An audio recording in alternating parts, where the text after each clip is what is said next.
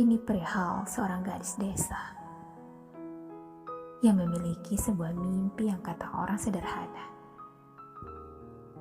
Namun baginya, itu harapan terbesarnya.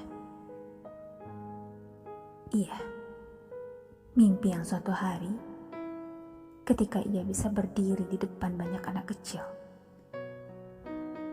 berbagi cerita, rasa, harapan, bahkan cita-cita. Lalu melihat senyum yang merekah di raut wajah para malaikat kecil itu, seraya saling merebut perhatiannya dan memanggilnya Bu Guru. Ya, itulah mimpi sederhana bagi sebagian orang, namun begitu berarti baginya.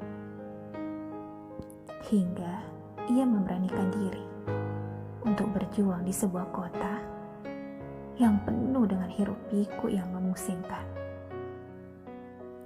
Harus berjuang menundukkan kerasnya ibu kota, melewati ruang demi ruang di antara gedung-gedung pencakar langit katanya itu.